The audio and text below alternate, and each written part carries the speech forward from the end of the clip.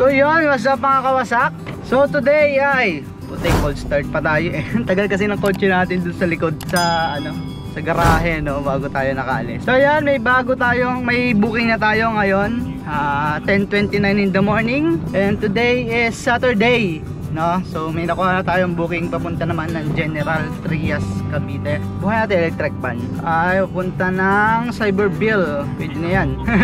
So mga kawasak, Sabado ngayon kaya medyo tanghali tayo lumabas kasi nga ayun, naglinis-linis pa ako ng bahay. Wala na kasi akong oras para sa ibang bagay eh, simula nung nag-grab ako kasi minsan tulad kahapon, naabot tayo ng gabi. So pagod na ako pagdating ko. Kaya ang ginagawa ko sa umaga bago ako umalis ay naglilinis na ako. Nag-aayos ng mga dapat ayusin, hugas ng pinggan, nag-aayos ng mga damit, naglalaba, madaling araw, mga 6 kanina, nagsalang na ako ng labahin, sinampay ko na. Para alam mo yun, para wala na tayong ibang gagawin mamaya pagdating ng hapon, no? Para all set na. Ang poproblemahin na lang natin ay pagkain, no? Yung pagkain natin sa gabi or sa umaga. So ngayon ay kakain ko lang naman ng nagbaon akong tinapay. So ito na lang yung binaon ko, tinapay, 4 na piraso. So 5 pesos each. Pero di ko alam kung anong tawag doon sa tinapay na yun, basta 5 pesos each yan. Spray. Tapos yung naglinis din ako ng kotse kaya ng umaga, nag-disinfect din ako ng mga upuan natin, yung mga door handles. So, hindi ko na nilinis yung buong sasakyan, pinagpagang ko lang, tapos nag-disinfect. So yung pagdi-disinfect ko naman ng sasakyan ay alcohol lang sa basahan, tapos punas-punas yan. Yun lang yung pagdi-disinfect ko. Kasi alam mo na, mahirap na ngayon. Sa panahon ngayon. So yun, pero everyday kong ginagawa yung pagdi-disinfect na yan ha. Nga syempre para din naman sa kaligtasan natin tsaka ng mga magiging pasahero natin yung pagdi-disinfect natin. May pumasok nga palang booking kahapon guys, papuntang NAIA Terminal 1. So hindi ko na biniyahe kasi anong oras na yun, alas 7 na mahigit. So hindi ko na kinuha kasi pagod na din ako, gusto ko nang mahiga. Kaya yun, nabawasan cancellation, yung acceptance rate natin kagabi. Hindi natin nakuha yung incentives na 200 pesos. Pero okay lang yan, at least may kinita naman tayo kahit papaano, no? So guys, naibaba ko na sila dito sa Gentry, So nainis sana ako noong una kasi nga may pinadaanan pa sila, pero along the way lang naman. Pero ang masama nun, kinaon pa, nandun lang sa kanto, pinasok niya pa sa loob. I mean, naglakad naman na, tapos ang tagal, may 5 minutes din siguro. So nainis na ako kanina, sabi na ba naman dapat multiple drop off. Pero nung nakasakay na sila, nagkakwentuhan sila, mga taong simbahan pala sila guys, mga matatanda. So ang nangyari, naalala ko ang tita Coret ko tsaka si Nainay, kasi si tita Coret, taong simbahan talaga yan, no? Kaya madaldal, tapos ang daming gustong gawin sa buhay. Kunyari, hindi naman nila siguro naintindihan to, nakabook doon na dapat point A to point B lang. Siguro hindi nila alam talaga, hindi niya alam na dapat kapag may titigilan doon, nakalagay doon multiple drop off, yung ganon. So mainit yung ulo ko kanina, pero habang tumatagal, nakikilala ko sila sa pagkukwentuhan nila. So yun, naalala ko yung tita ko tsaka si Nainay. Kumalma ako, nasa isip ko kanina, i-report ko na lang to na ganun nangyari. So hindi, kumalma na ako. Na-realize ko na sige, intindihin ko kasi matatanda ito at ito ay mga taong simbahan. So yan mga kawasak, hindi ko na na-report. Bumaba sila ng wala na akong galit or inis sa aking damdamin. Morning po. Ay, dito sa Grab po. Sorry sir. Kala ko si Ben. Ayan.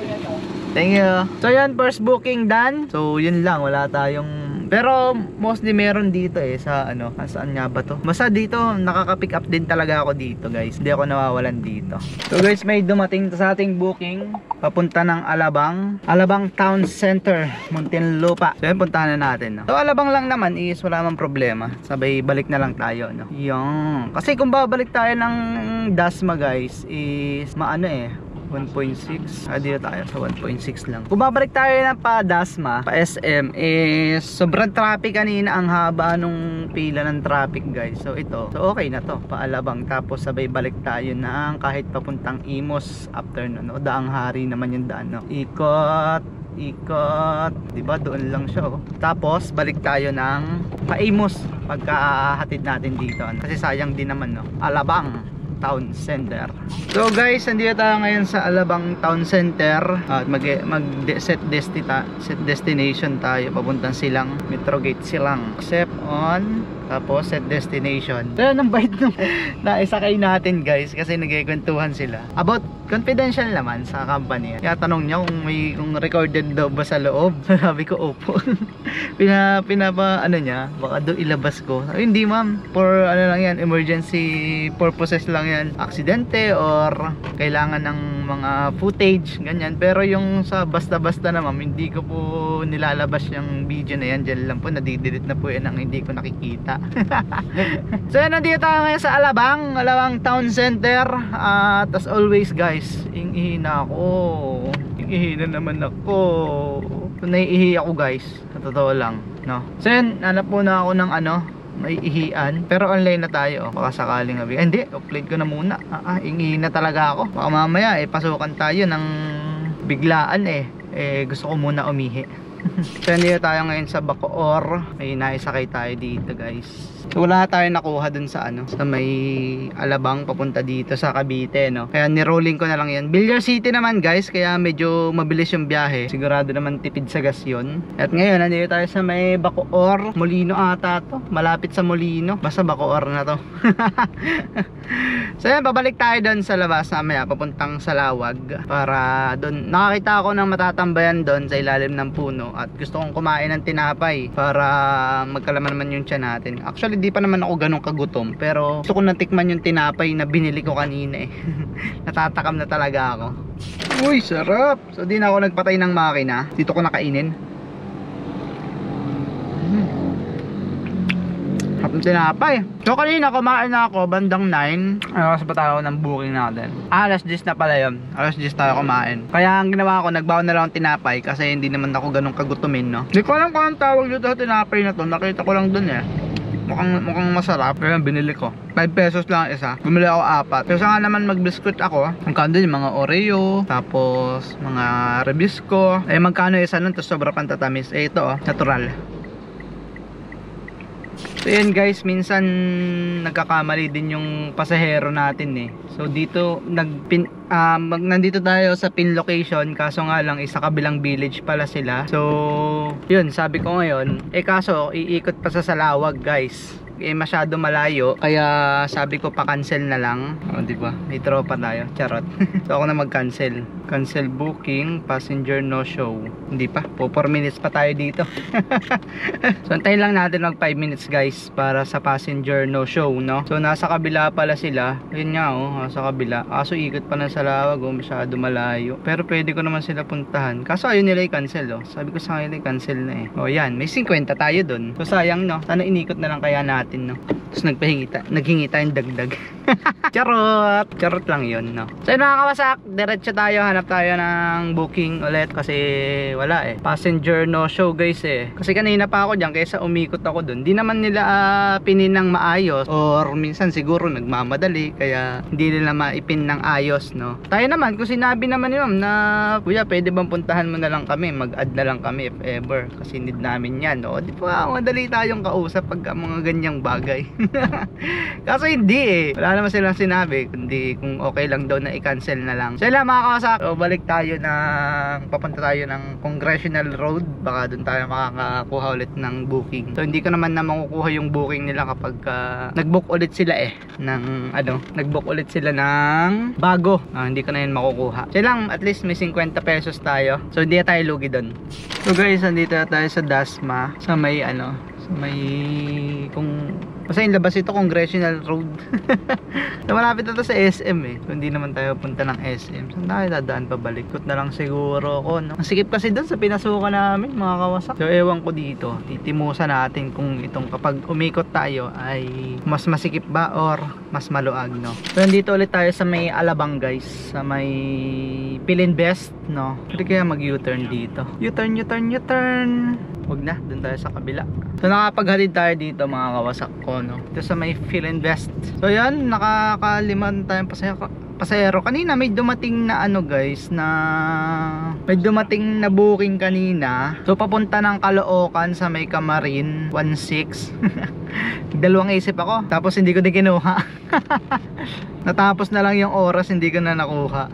Sa kakaisip. So okay lang, ayoko talaga dun sa medyo malayo na yun Layo na talaga yun eh. Kaya hindi ako kumukuha doon, no. So dito lang tayo. Tamo, magkakamukha yung mga kanto dito. Ano kaya nakakalito din, no. Nakakalito yung saan ka pupunta, paano ba. Ano yan, Corporate Avenue. So nung malapit na, tinandaan ko na kung saan ako dapat lumiko pabalik, no, para di tayo maligaw pauwi. So yan, balik ulit tayo ng Bacoor. At miss ko nang tumambay sa SM Dasma, guys. So nakakarami din naman ako doon sa SM Dasma eh. Diyan ba? Hindi, sa kabila. Okay, kabila tayo. Feeling Best Avenue. Ay, dyan din yung labas eh. So guys, nakakuha tayo ng booking papunta namang Bacoor. Susundin natin sa Alabang Town Center. Okay, kung saan tayo nag-drop off kanina. Ang galing, no? Thank you, Lord. Thank you po. Sa Alabang Town Center, fully book entrance. So yun, no. So guys, let's get on. So thanks God at meron tayong nakuhang papunta ng Bacoor, pabalik ng Cavite, galing dito sa Alabang. Kasi 317 din, no. Kasi napakabihira niyan eh. Napakabihira talaga niyan na makakuha ka ng pabalik sa inyo, ano. So yun lang, thank you Lord. Thank you Lord sa mga bookings, no. So yun mga Kawasaki, kakababa lang ni ma'am. Gutom naman tayo. 3 o'clock na. Magpo 4 o'clock na. Ano oras yung una na pick up? Nalilimutan ko lagi eh. 11, 12, 1, 2, 3, 4 5.5 hours. 1:07 na tayo guys. Kain lang muna ako dito kasi kanina bago dumating sa drop off kasi medyo nagugutom ako. Ngayon nakakita ako ng medyo maluwag-luwag naman na kalsada. Kain na muna tayo. Ganito lang pala lagi mabaong ko, no? Para hindi nakakasawa. Pero ang masama lang dito, hindi ko makain habang nagda-drive kasi yung mga aso-asukal niya mamamatak. Tsaka yung mga mugmug nito ilalanggamin naman yung sakyan natin pag gaganon, no? Kaya kailangan itigil tapos saluhin ng lalagyan natin para hindi magkalat-kalat. Nako, kapagod na. So what's up sa inyo mga Kawasaki? Oras natin guys, 5:51 in the afternoon. At may kinita tayong 2,302 sa loob ng 2,302, 10:30, 11:30, 12:30, 1:30, 2:30, 3:30, 4:30, 5:30, 30, 7.5 hours guys. Meron na tayong 2,302. So okay na siguro yon. Bibiyahe din naman ako bukas. Ayoko naman magpagabi. Ano kasi nakakapagod din naman yung magbiyahe-biyahe guys. Ito nyo naman. Ay, ayoko ding abusuhin yung katawan ko kasi hindi naman kailangan magsagad-sagad ng biyahe. So yun, nakadalawa tayong Alabang ngayon. So kanina may dumating na Caloocan, hindi ko tinanggap. Tapos kanina papunta ako dito kasi malapit na to sa apartment ko guys, tong huli kong din wrap up. So siguro 3 kilometers na lang to hanggang apartment ko. Kaya sabi ko it's time na siguro na umuwi na lang muna ako kasi wala naman na ditong masyadong booking. Nandun na sa bayan kasi lahat ng tao ngayon is pauwi na kani-kaniyang bahay, no? So yan, naka na tayo 2,302, 10 bookings. So ilan yung pumasok sa ano natin. Hindi tayo qualified kasi may tinanggihan tayo, 76.9 na. So yan, 4 rides siguro naman makukuha ko yan bukas, no? So hindi ka naman din hinahangad na yan kasi ang hirap din naman kung lagi tayong pa Manila, balik ng Cavite tapos Manila ulit, nakakapagod na. So yung pass natin palang incentives guys is nakuha natin itong may 256 din tayo dun, no? Sa 165 na rides nung month of February. So yun, ngayon mga Kawasaki ay I'm going home na. Kita nyo, magdadapit hapon na. Tapos yun, hindi pa ako naggagas, oh. Siguro gas ko nito nasa 700 lang siguro.